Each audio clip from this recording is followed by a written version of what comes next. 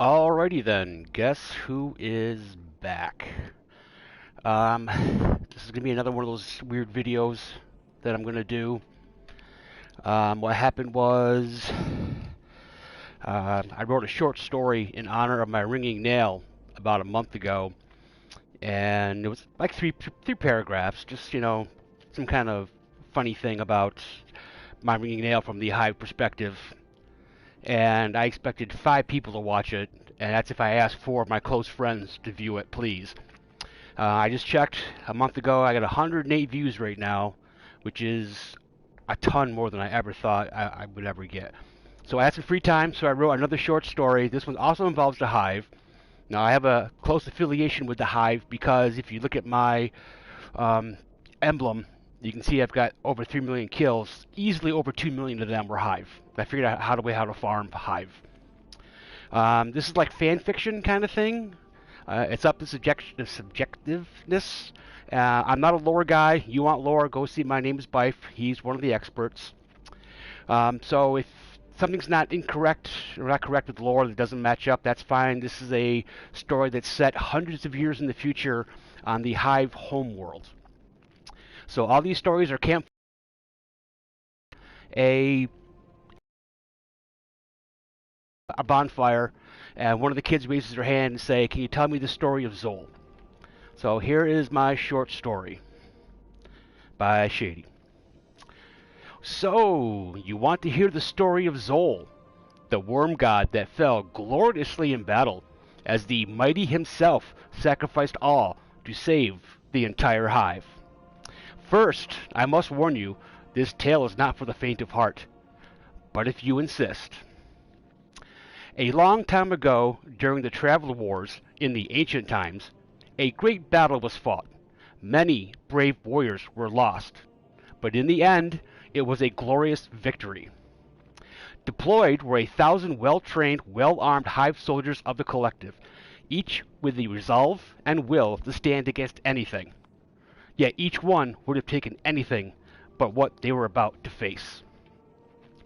The scouts first heard the dropship as it entered the atmosphere. The roar of the transportation vehicles came next. All knew their destination. As the enemy approached, the leaders could not believe their fortune. 3. The traveler only sent 3 guardians. Surely 1,000 hive could withstand 100 times that amount. The leaders could not have been more wrong. The first encounter happened much quicker than expected. The first to fall were the Thrall foot soldiers. Armed only with their talons, they fell easy prey to masters of close combat. The evil followers of the machine could now be seen clearly. One wore a cloak, one in a gown, and one was covered in thick armor. The first wielded a staff of light, charged with the very lightning from the sky above. Dozens fell. Another rose into the air with a sword made of fire. The last would become as bright as the sun and send flaming hammers in all directions. The battle was tipping in favor of the invaders. Night after night was killed by a never-ending onslaught of weapons fire. The wicked attackers assuredly used some type of ungodly sorcery, as they could not be killed. If the myth is to be believed, each time one fell in battle, a evil spirit, as if a ghost, was summoned to bring the devils back to life. As the leaders became panicked, the exploders were sent in. These soldiers trained from an early age to perform one task. When ordered, they would seek out their victim and sacrifice themselves, trading their life for the targets. But the demons saw them coming. Knowing the exploders' slow pace and weakness, the wave was taken out in a chain of blast. The attack was over before it began. In desperation, the last of the forces available were summoned. A handful of Thrall, some knights, and a few enhanced Thrall. Ogres, I believe the enemy called them, all gathered for the final assault. This was the last line of defense before the worm god was vulnerable. These immortal beasts demolished all who stood before them. So many brave warriors were lost. Confidently, these evil ones entered the chamber of a god. Zol was a massive presence, towering 1,000 feet into the air.